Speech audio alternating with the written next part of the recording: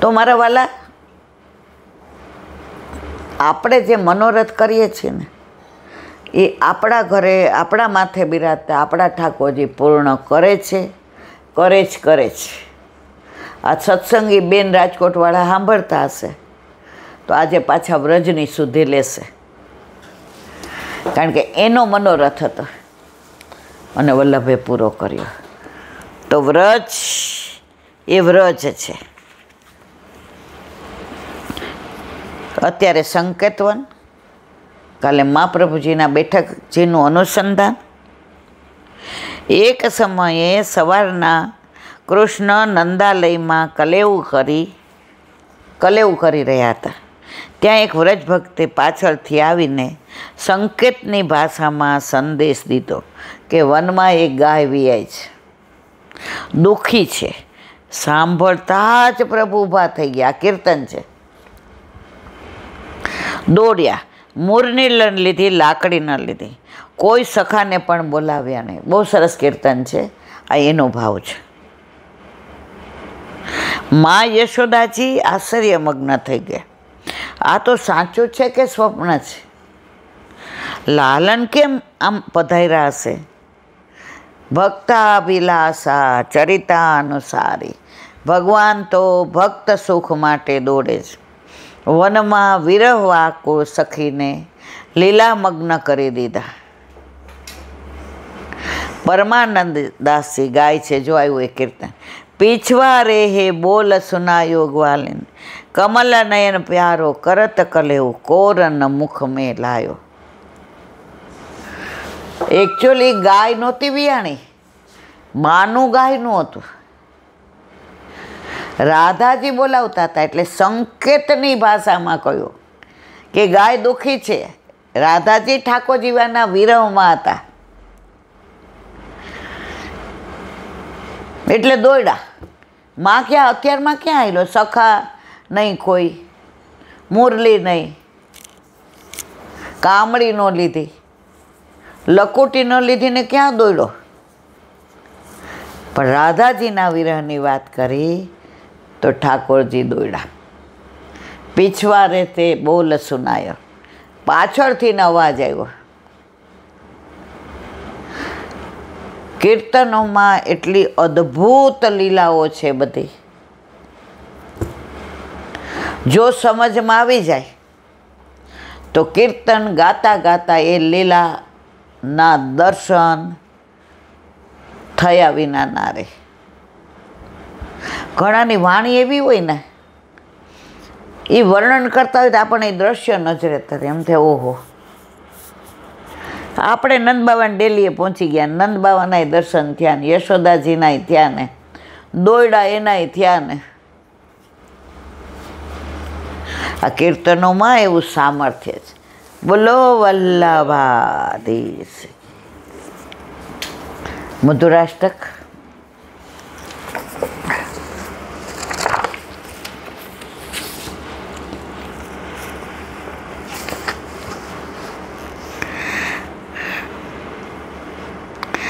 प्रीतम प्यारी पिया पे पगधारो, प्रीति इह चली आई, प्रगट नैनन लागी तारी, रस भरे गिरधारी, प्यारी मणि मंदिर मुरारी, तापर पूर्ण रसो भरे आली, तिनकी लीला निस उजियारे, श्री विठ्ठल गिरिधर देखियत हेरी, प्रगट नृत्यकारी. આખું રસથી ભરેલું વિઠ્ઠલ ગિરધરજીનું કીર્તન છે. આની ભાવના કેટલાય વખત સુધી ચાલે. એક એક રસમાં રસ ભર્યો છે. પણ આ બધી વાતો રસની કુંજવાળાની આરે જ થાય, જાહેરમાં થાય નહીં. આ રસની વાર્તા છે. ગોકુળનાથજી એ રસમંજરીમાં ટીકા લખી છે કે દામોદર દાસજીનું અદ્ભુત સ્વરૂપ છે. વલ્લભબેન શું કહેતા? દમલા. અને નાગજી ભટ્ટને ગુસાઈજી શું કહેતા? નાગ્યા. તો દામોદર દાસજીનું અદ્ભુત સ્વરૂપ છે કિશોરીબાઈ પરમ સૌભાગ્યવાન છે. ગુસાઈજીએ શ્રીમુખે આશીર્વાદ આપી માથા પર શ્રી હસ્તકમલ ધર્યો અને શ્રીમુખથી કહ્યું, સર્વદા વૈષ્ણવનો સંગ કરજે. નિવેદનમ તુ સ્મર્તવ્યમ સર્વથા તાદૃશૈજન. વંચોકોથી દૂર રહેવો. વૈષ્ણવનો સંગ મળે તો કરવો, નહીતર અસંગ રહેવું, પણ દુસંગની પાસે જવું નહીં. કારણ તમારી વાણી એ જ તમારું વ્યક્તિત્વ છે. ઘણા એટલી સરસ રીતે સત્સંગ કરતા હોય કે આપણને એમ થાય કે હજી બોલે જ રાખે, બંધ નહોતો હોય તો સારું. અને ઘણા સત્સંગના બદલે એવા દોષની વાતો કરતા હોય, આપણને એમ થાય આપણો આ સમય કેમ બગાડે છે. તો એને સલાહ ન દેવાય મારા વાલા. આપણે ત્યાંથી ઊભું થઈ જવાય. ઉનકે મન કી વે જાને, અપને મન જગદીશ. કોઈને સલાહ આપવાનો આપણો અધિકાર નથી. ઠાકોરજીને વલ્લભ બેઠા છે, એમને એવું લાગતું હશે તો એમનામાં સામર્થ્ય છે, એ કાંઈક એવી લીલા કરશે. આપણે દોષ જોઈને શું કામને દોષમાં પડીએ. કાલે જ મેં કીધું હતું, અરીસો કેવો સરસ, આપણામાં કેટલા બધા દોષ ભર્યા હોય, પણ તૈયાર થઈને જઈએ તો આપણને સરસ જ બતાવે કે સુંદર, વાહ. ઓલા દોષ બતાવે છે કે ઈલાબેન તમે આની ઈર્ષા કરો છો, તમે આને યારે ગુસ્સો કર્યો તો, કાંઈ બતાવે છે? સુંદરતા જ બતાવે છે. એમ આપણે બીજાના સારા જ ગુણ જોવા. આપણે જજ કરવાવાળા કોણ કે એ ખરાબ બોલે, સારું બોલે છે. જે ગમે જગત ગુરુ દેવ જગદીશને, તે તણો ખરખરો શોક કરવો નહીં.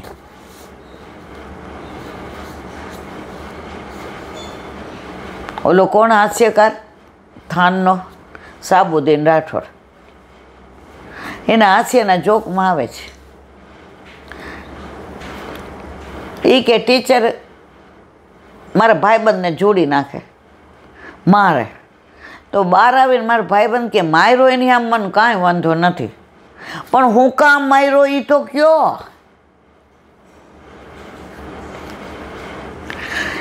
એમ ઘણી વાર આવું બને.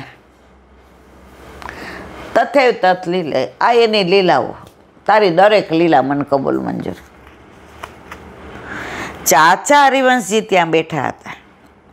તેઓને કિશોરીબાઈના માથે હસ્ત ધર્યો. તેનું કારણ અને આશીર્વાદનું કારણ જણાવવા વિનંતી કરી.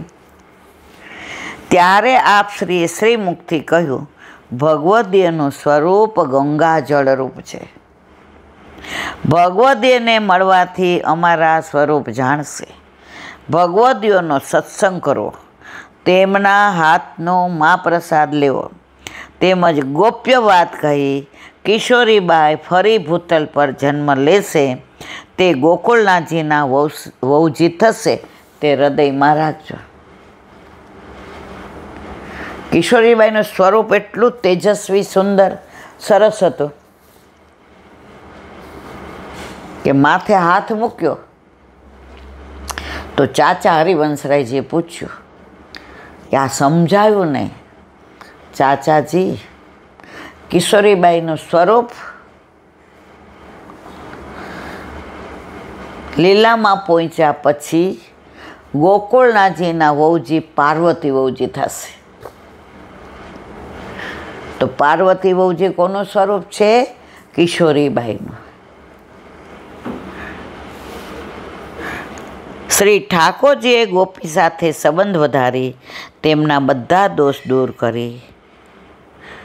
તેવી ગોપીઓને સર્વભોગ્ય એટલે જે અન્ય કોઈને પ્રાપ્ત નથી થતો.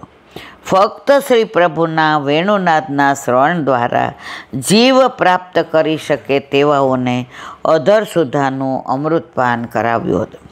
શ્રી ઠાકોરજીએ પોતાના ભક્તોને અધર સુધા પાન કરાવવાની ઈચ્છાથી જ વેણુનાદ કર્યો હતો. બોલો વલ્લભાધીશ કી. દયારામભાઈના ચંદ્રાવલા. દાસ્ય ભક્તિનું અનુસંધાન.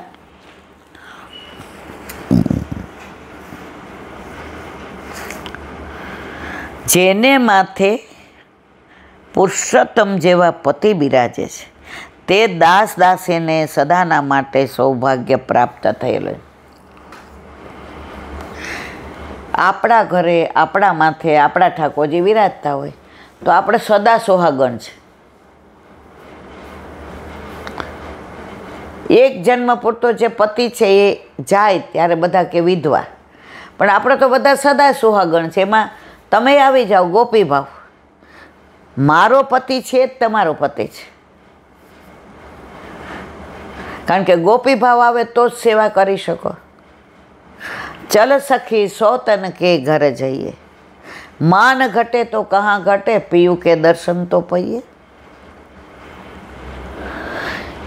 પરંતુ જ્ઞાની માટે તો વિધવાપણું બતાવ્યું છે કે છતાં સ્વામીએ સોહાગણીનું સુખ તે લઈ ન શકે.